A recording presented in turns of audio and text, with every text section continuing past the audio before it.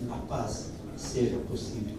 Nós sabemos que os caminhos são muito longos e muito difíceis. A utopia nos chama, mas nós sabemos que é difícil.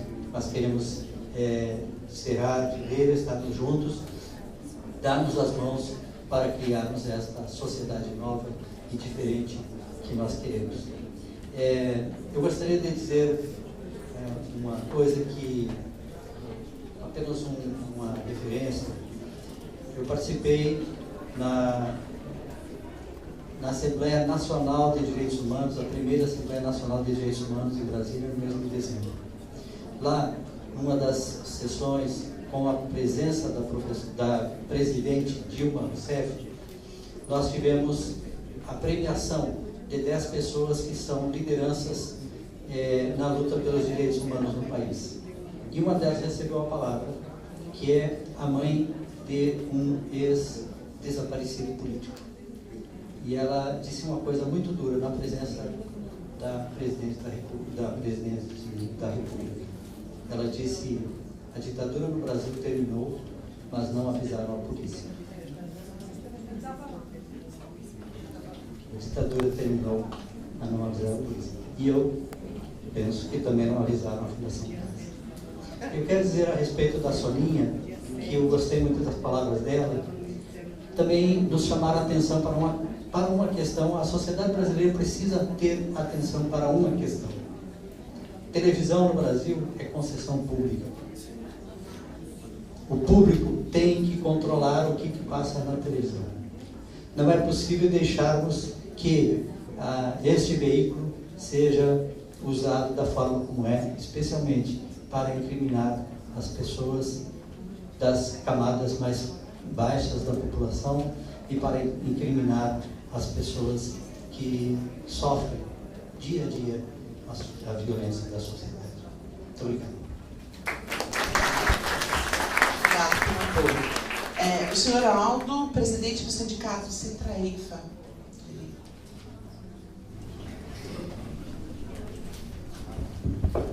Bom dia a todos. Nosso diretor jurídico já fez a explanação sobre as revistas, mas eu gostaria de fazer uma colocaçãozinha sobre o funcionalismo da Fundação. Ele é pago mal, para vocês terem uma ideia.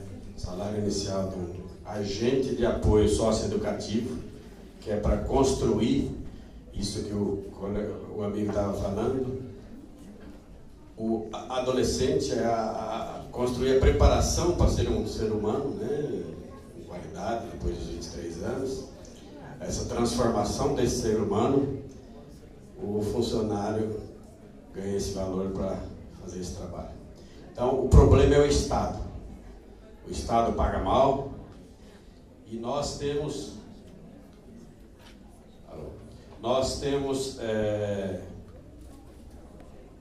unidades. Eu já trabalho há 9 anos na Fundação. Eu tenho encontrado na rua adolescentes recuperados. Então, nós temos bons funcionários na Fundação, que apesar de ganharem pouco, fazem a função socioeducativa. Procuram dar de volta para a sociedade um ser humano recuperado. E acredito que nós vamos construir isso. Nós gostamos de inovação. Estamos chegando no sindicato agora. Nós vamos tentar ajudar os nossos colegas. Com todas as dificuldades, nós vamos tentar ajudar os nossos colegas, trazendo eles para o sindicato, trazendo para uma conscientização. Há 2 anos atrás, eu vi na PUC, nós estávamos, acho que 700 pessoas lá, entre psicólogo e psiquiatra. Tinha um palestrante do Rio que fez uma colocação sobre a criança, o adolescente do morro. Ele citava o morro aqui, o morro tal, só que lá no Rio, os morros lá, né? As nossas comunidades aqui. e ele fez na hora uma defesa do traficante. Eu pensei, até que esse cara vai apanhar até aqui, esse cara vai apanhar. Porque ele colocou o seguinte, que aquele adolescente, aquela criança que estava traficando, ele não era um traficante. Ele era um trabalhador, distribuidor de drogas. Por quê? Aí ele gritou. Porque nós, enquanto sociedade organizada, nós, enquanto Estado, não demos trabalho para ele, mas o traficante deu. Então é bonito a gente, quero parabenizar vocês, surgir esse tipo de organização da sociedade, para que nós tentemos construir uma sociedade melhor. Eu acho que a partir disso aqui, a partir de nós, sociedade, pressionarmos o governo, é que nós vamos conseguir alguma coisa. A partir do nosso trabalho, do pedacinho de cada um contribuindo, né?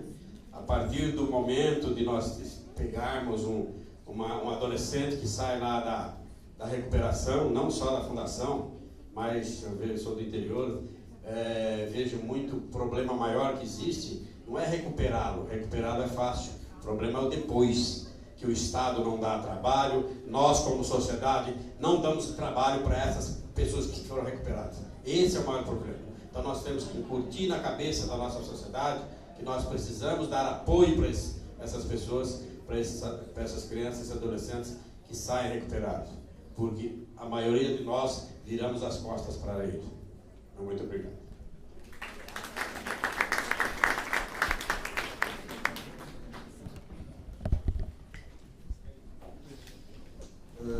Meus caros, tem uma pergunta que foi que não só eu posso responder, acho que todo mundo da mesa acho que pode dar o pitaco também, os defensores que estão aqui. Quais as medidas jurídicas a serem realizadas em defesa dos adolescentes em cumprimento de medida socioeducativa, de internação e seus familiares contra a revista Nítido? Vamos lá. Em primeiro lugar, eu não acredito muito no judiciário. Eu acho que a questão é política. Tá? Vocês vão me desculpar. Eu trabalho no judiciário e vai falar que é contra o judiciário. Tem um colega nosso que estava aqui, que é de uma cidade, não vou falar o nome, que é defensor público. O juiz de direito, quando preside a audiência dos adolescentes, fala: "Ih, sua mãe vai pagar canguru lá, hein?" Eu não imagino uma ação de indenização para ser julgada por esse judiciário. E, infelizmente, grande parte do nosso judiciário é extremamente conservador. Nós teríamos condições de reverter isso, talvez, na esfera do Superior Tribunal de Justiça ou do Supremo Tribunal Federal. As ações intentadas contra a revista vexatória, normalmente a gente consegue somente em recurso especial ou recurso extraordinário, porque perdemos em primeira e segunda instância. Mas é um caminho, acho que é nosso papel levar essa questão também para o judiciário. Mas a gente não pode transferir a responsabilidade. O inimigo não é o juiz, o inimigo não é o judiciário, o inimigo não é o promotor, o inimigo não é ninguém. A responsabilidade para acabar com o fim da revista vexatória é nossa. É uma articulação política. Não podemos transferir a responsabilidade disso para ninguém, por mais bem intencionado que seja. Independentemente disso, a Defensoria está aberta para receber essas demandas, para ajuizar as ações necessárias, mas sobre abuso, indenização por dano moral coletivo, mas eu particularmente entendo que a gente tem que procurar uma atuação política. Tem 2 colegas defensores públicos, representantes do núcleo da situação carcerária, que já estão elaborando uma representação à Corte Interamericana de Direitos Humanos. Esse tipo de pressão política, inclusive nos organismos internacionais, eu acho que é um grande caminho, que é um não o único, não o melhor, mas um dos caminhos que precisam ser trilhados. A questão da proteção efetivamente jurídica, eu acho possível, eu acho interessante, mas está dentro desse contexto maior, ou seja, é uma luta política. Alguma observação, minhas debatedoras? Alguma observação? Sim. Até para encerrar, para a gente já falar aqui, para gravar, a Libra ainda ajudou esse dia a fazer as suas considerações. Mas, obrigada. Alô. Alô? Acho que é aqui, não. Alô? Acho que é isso.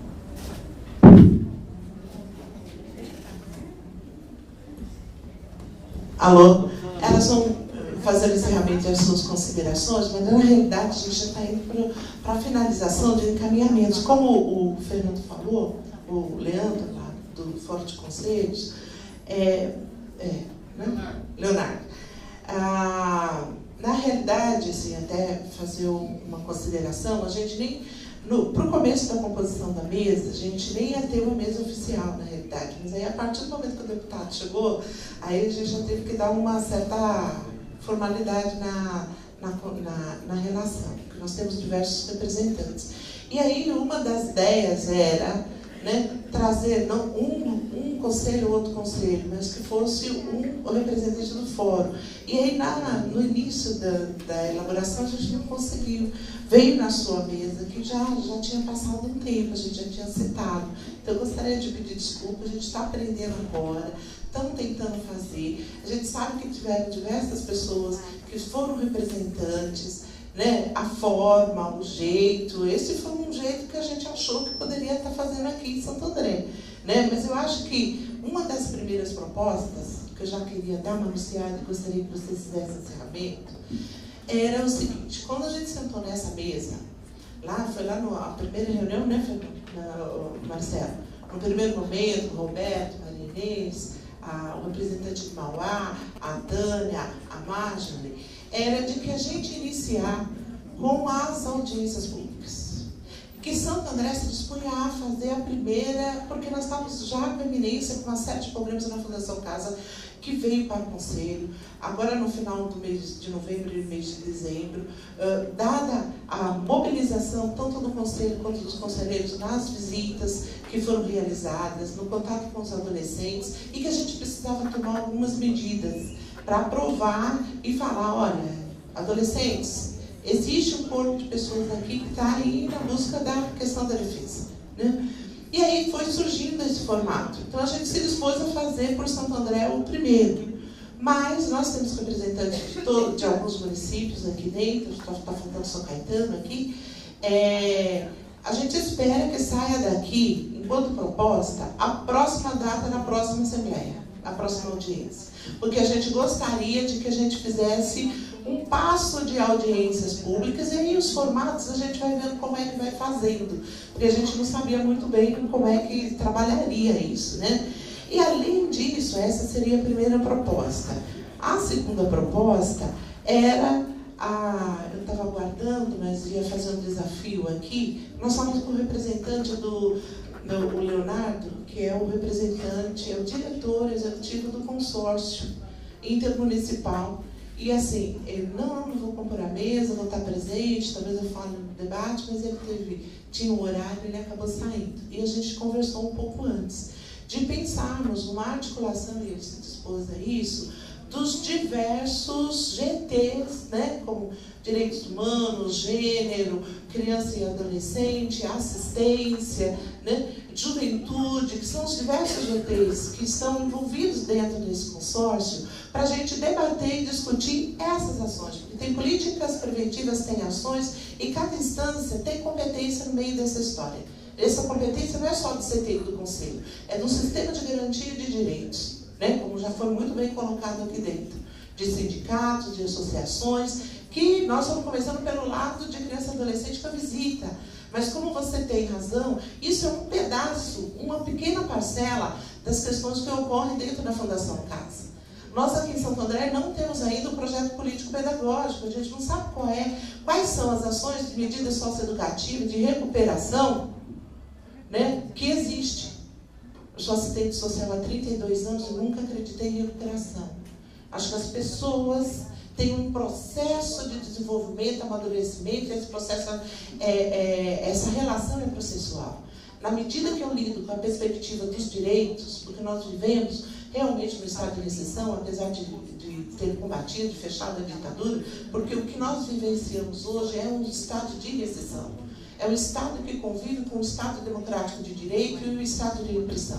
Ele não foi desmontado. Ele ainda existe. Nós temos que conviver com ele. Por isso que nós estamos aqui. Porque senão, se ele existisse, o Estado Democrático de Direito, em plena plenitude, nós não estaríamos aqui brigando por esse tipo de coisa. Então, essa articulação, eu acho que ela é fundamental, até porque nós precisamos discutir, no âmbito dos 7 municípios, e acho que o nosso espaço é o consórcio intermunicipal dessa cidade, porque lá nós temos os representantes, nós temos todos os vereadores, todos os prefeitos, todos os secretários municipais, e temos a presença do Estado. E ali é um espaço, é uma casa que a gente tem que tomar regionalmente, dentro do ABC, para nos fortalecermos, além de outros. Isso não exprime a participação e a legitimidade de cada conselho tutelar e conselho de direito dessa região. Mas é um espaço, e a gente está lançando aí, fiz essa fala com o Leandro, e falou, a casa está aberta, nós vamos precisar fazer essa questão do debate.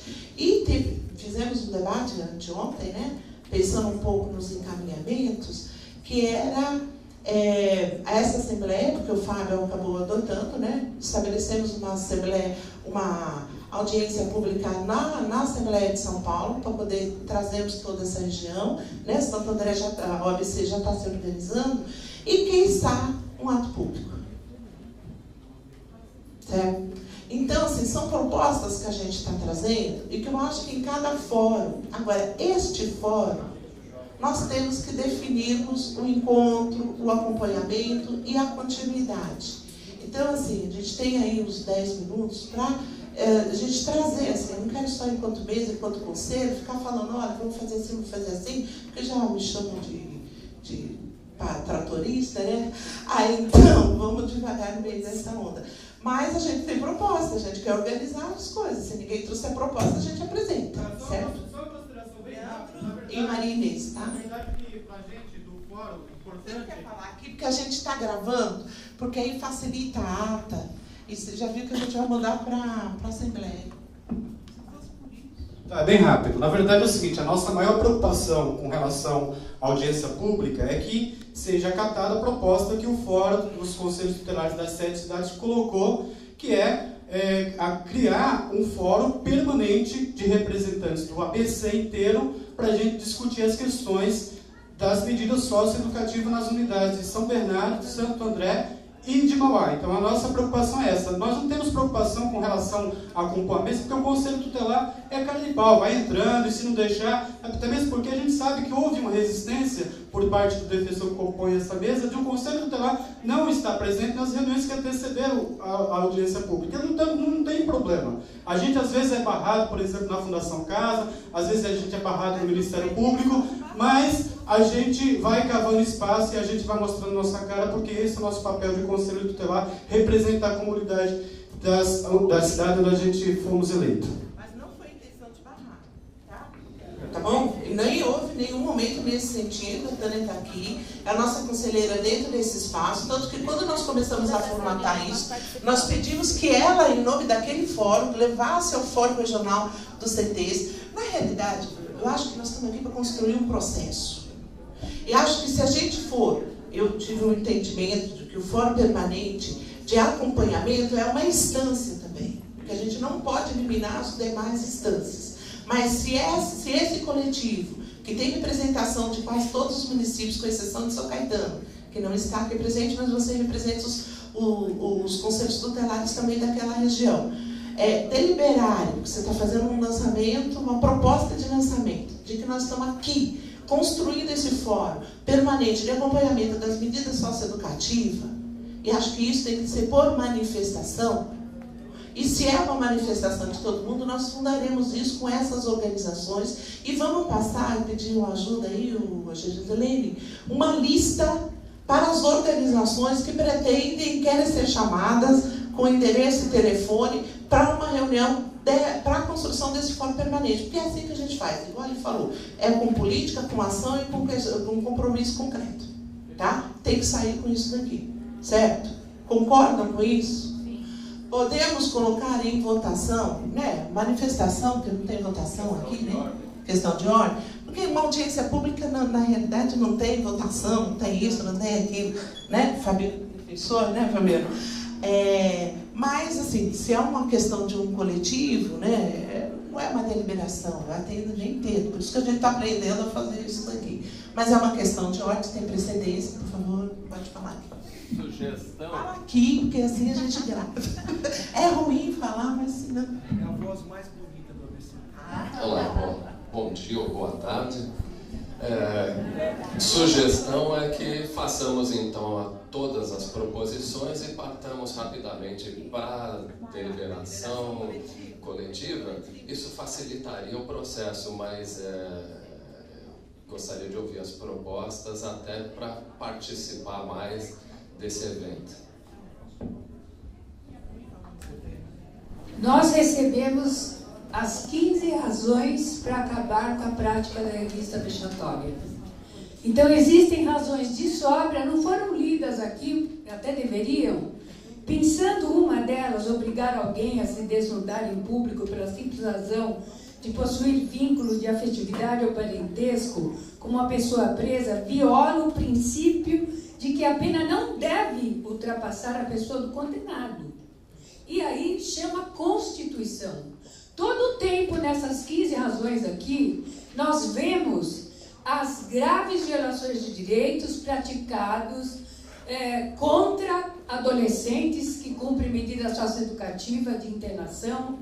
Nós vemos também o que acontece em todo o sistema penitenciário. A Raide não está mais aqui, é uma guerreira que há anos luta e através do grupo de estudos e trabalho Mulheres Encarceradas, grupo esse que a Luciana, a Dalila e outras guerreiras mulheres fazem parte, temos inclusive trabalhos já enviados para a OEA. A OEA é um grande canal de denúncia, algo que precisa ser organizado, é uma proposta válida, mas eu queria lembrar que além de todas essas graves violações de direitos, tem a questão das facções criminosas, que poucas pessoas têm coragem de falar, e que foi citado aqui.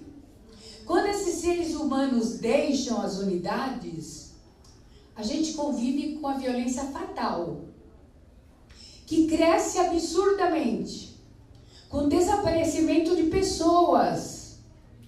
E não por acaso, quando eu fiz um painel de sonhos para 2014, muitos adolescentes só têm um sonho: chegar vivo em 2015. Então é algo que não pode ser ignorado por nós, enquanto seres humanos, enquanto humanidade. Acabar com a revista vexatória é uma necessidade. Devemos fazer uma pressão enorme. Já existem projetos tramitando em várias esferas. Essa é uma iniciativa que tem que ocorrer imediatamente, de todas as ONGs, movimentos e instituições. Mas também nós não podemos ignorar que vivemos uma guerra urbana e que muitos estão tombando, muitos, e nada está sendo investigado. Nesse sentido, eu quero aqui ser, sim, a voz, não só daqueles que têm os seus direitos violados, sua intimidade, a intimidade de suas famílias no sistema, mas também daqueles que tombaram, seja por facções, seja pela própria polícia, e que nada foi investigado.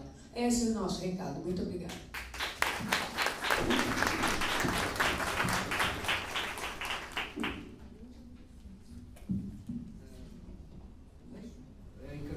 São propostas. Questão de ordem aqui. Não, eu estou falando de crianças e adolescentes. De adolescentes. Só para ter uma ideia, nós já temos mais de 50 mortes que não temos uma resposta. Isso é gravíssimo. O próprio Dr. Marcelo colocou. Nós nos deparamos com várias batalhas. A revista vexatória, a perseguição, a falta de oportunidades, a luta por uma vida melhor, um espaço na sociedade, a tolerância da sociedade e a violência fatal que vai em cima desses meninos, que muitos sequer saem de casa para estudar por medo de serem mortos. Essa é a realidade. uma realidade cruel, que não pode ser ignorada num fórum tão importante como esse, que eu reputo como uma tribo que luta pela defesa da dignidade da pessoa humana.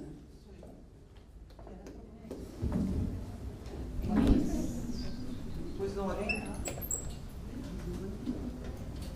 Não, minha pressão.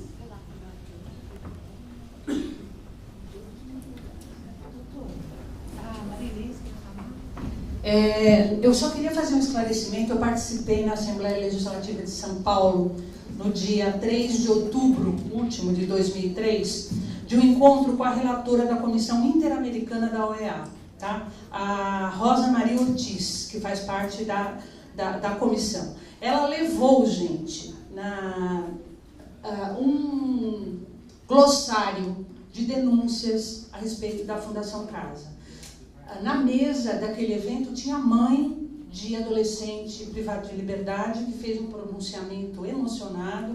Foram lidas cartas de adolescentes, e assim, a SEDECA estava presente, apresentou uma série de fatos, uma série de ocorrências em relação aos adolescentes, de torturas praticadas, inclusive a visita vexatória, e ela levou tudo isso documentado. Então, acho que assim, a gente pode engrossar isso, tá? Eu acho que tudo que chegar, tudo que a gente fizer pouco, a gente tem que engrossar.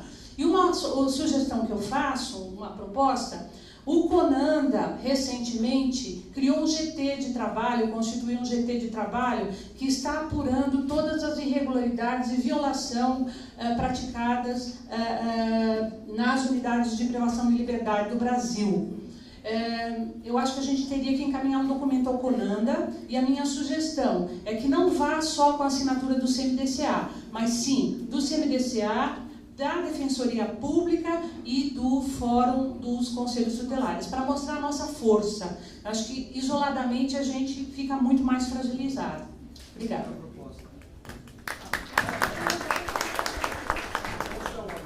Dá um aviso, deixa eu falar aqui para poder gravar.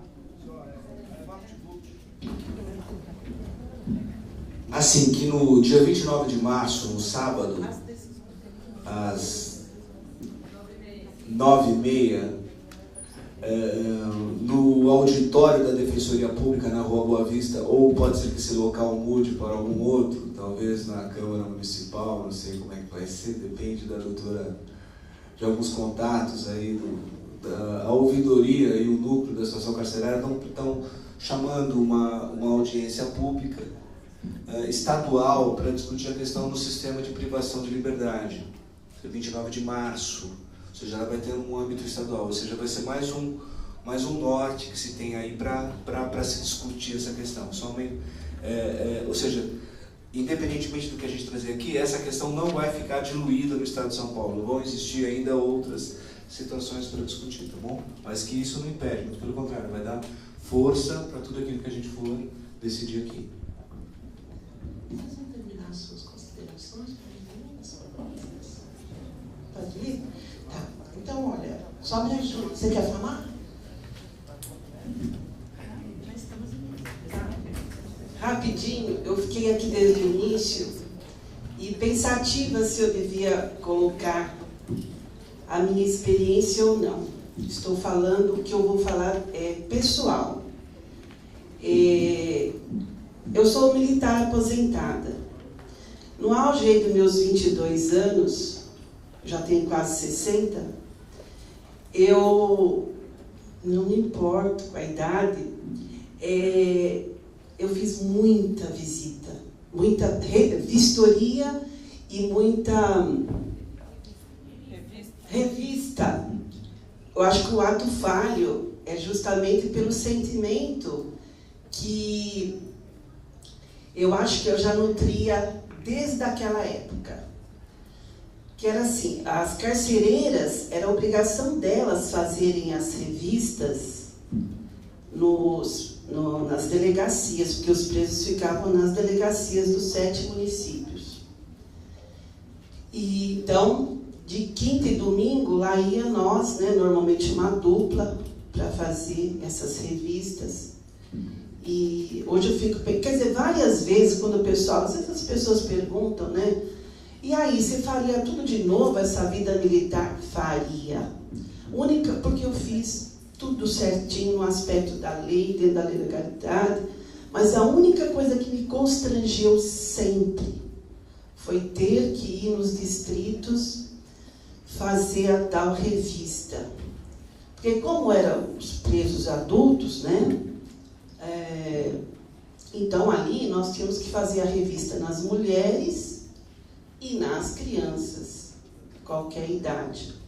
Então tudo que foi falado aqui, gente, para mim realmente não é novidade. Eu estou falando de uma época de 78, 79, acho que tem gente aqui que não tinha nem nascido, e eu acho que nem existia FEBEM. Se não me engano, era outro nome que dava as instituições, aí, não me lembro mais. Fundação, não lembro, mas enfim. Então a gente já fazia. Mas o que eu queria comentar com vocês era assim, que existia uma ordem, como as carcereiras não faziam, sobrava para a polícia militar.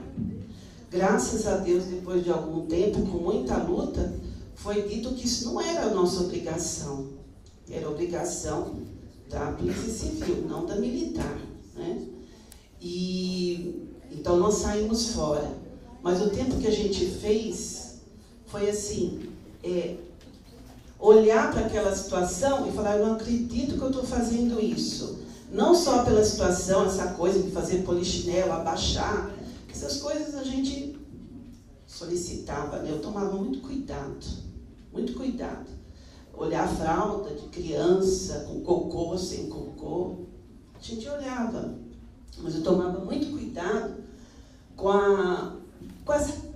essa coisa de não invadir o máximo que se fazia com essas pessoas, né? Eu me lembro que aquela coisa, como as pessoas eram muito simples, pobres, as condições de higiene eram terríveis. As pessoas às vezes estavam muito sujas, né? Você tinha que enfiar a mão nos cabelos, porque fazia parte da revista. Tá? Tá. Só para você... Então tá, era isso. Então, eu lembro que até álcool a gente tinha que usar. Então, isso era horrível para a nossa higiene. Mas só para mostrar para vocês que eu estou satisfeita, porque é um aprendizado isso aqui. E saber que já tão tarde, quase, né? Eu dá trabalho ainda, estou em vida útil, mas de saber que alguma coisa está sendo feita de forma legalizada. Um beijo para todo mundo. Tchau. Eu tinha solicitado que nós fizéssemos encerramento, até de adiantada a hora, preciso ir para o aeroporto. Eu vou ler as propostas, me colaborem, tá? Ó, a primeira proposta é encaminhar a solicitação de audiência pública estadual junto aos deputados. Ok? Vamos por parte? Vamos ler? Não pode. Certo? Vamos fazer e vamos apoiando? Pode ser? Pode ser, gente.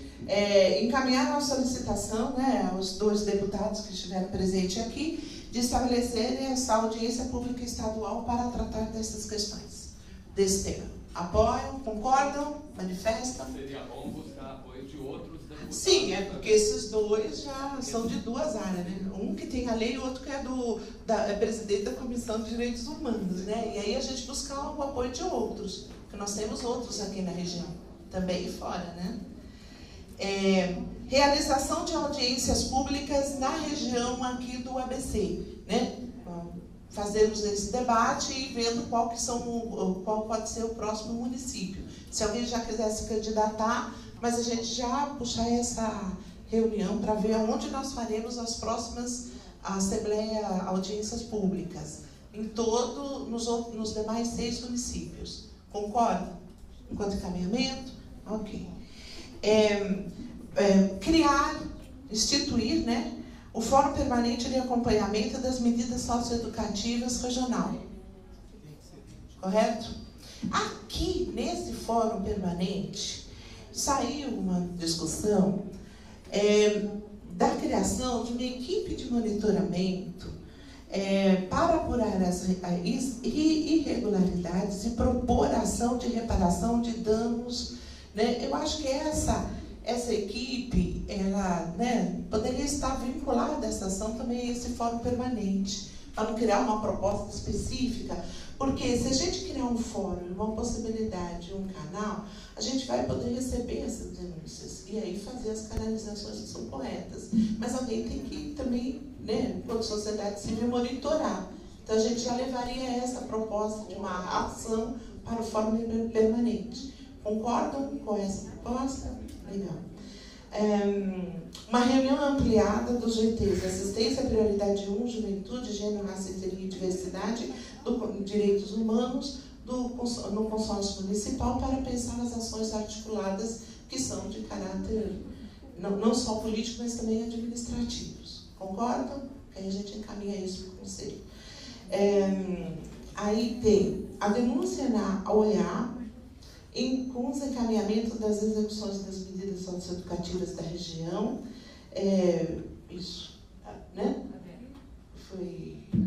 Monitoramento, você já falou da execução das medidas, e a pressão no Congresso é para banir a revista do Brasil, gente. Tá, então aí são os encaminhamentos, claro, as esferas que a gente tem, a Secretaria Nacional, como os conselhos já acabou encaminhando, mas mandar uma efetiva, e uma documentação efetiva ao Congresso Nacional, com base nessa lei. Eu acho que são atitudes que a gente vai pensar como vai fazer, né?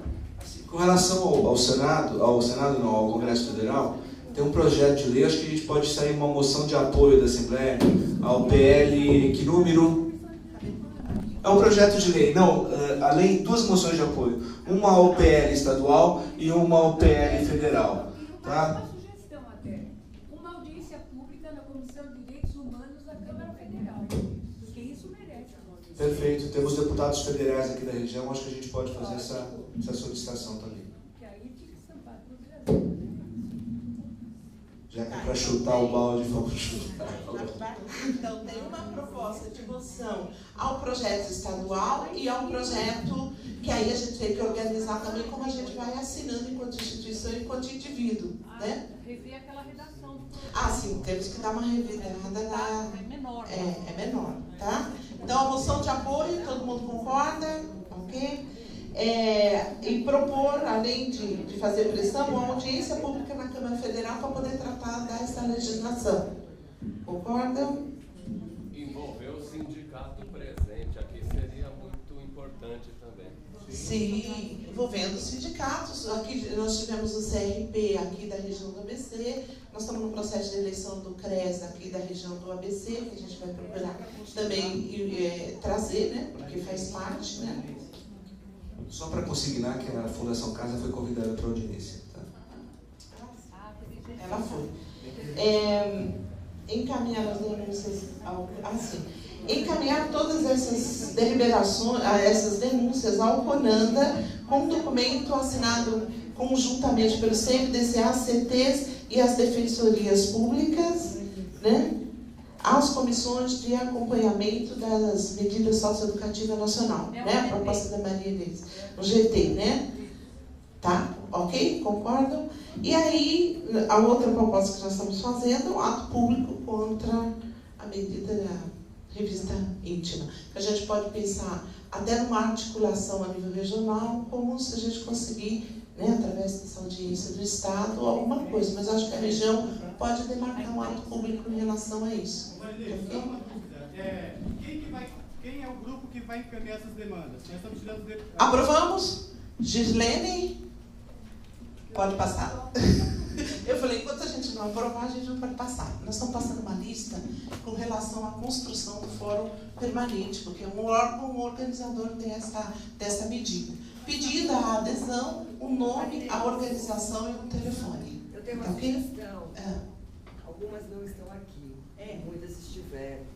Eu acho que a gente pode mandar por e-mail, já tem uma lista de presentes. Todas as propostas, né? Todas as propostas e as adesões podem ser feitas por e-mail, porque acho que é insuficiente. Marcamos uma reunião. Apesar de estar muito representativo, muitos tiveram que sair e gostariam também de estar representados. A gente pode fazer essa comunicação. Ó, a importância quando a gente vai a alguma conferência, alguma coisa nesse sentido, é que quando você delibera a construção de uma instituição, pelo menos você tem que ter algumas adesões no ato da sua inscrição, né? Pelo menos para formalizar. Isso é de bom tom dentro do Estado Democrático. Então a gente vai passando agora, essas deliberações serão encaminhadas a todos que deixaram material, deixaram documento, as redes que a gente tem, e aí a gente vai pedindo adesão. Porque aí você oficializa que isso foi montado aqui. Tá ok? Olha, tudo bem quanto propostas? Eu só gostaria que a doutora Cidinha fizesse o encerramento e a doutora Dalila. Marcelo, você pode esperar aqui um pouco, que eu tenho uma urgência lá fora, tá? E o Marcelo faz o nosso encerramento da medida, tá ok? Obrigada a todos por mim. Assim, eu passo para a doutora Dalila, a doutora Maria Aparecida, por gentileza. Doutora Maria Aparecida.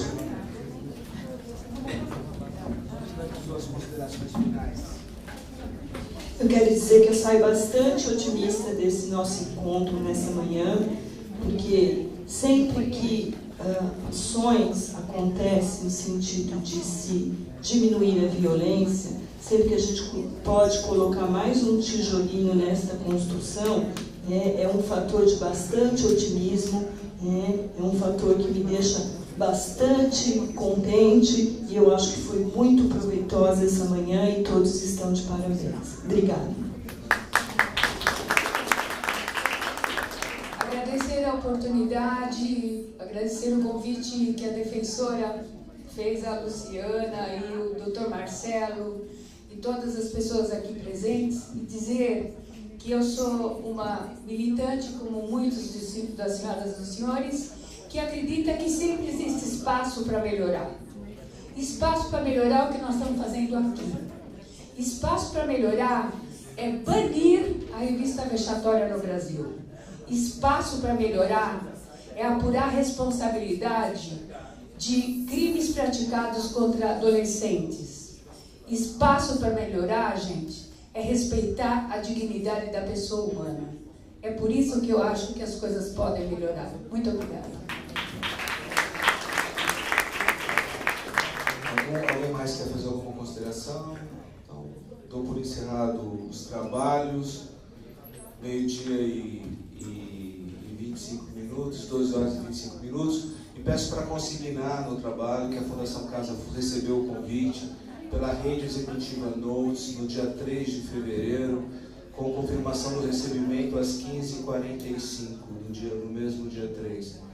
Correio eletrônico endereçado à presidência e à chefe de gabinete. Está disponível e tem decreto estadual dando oficialidade a esse tipo de comunicação. Muito obrigado. Dou por encerrar os trabalhos.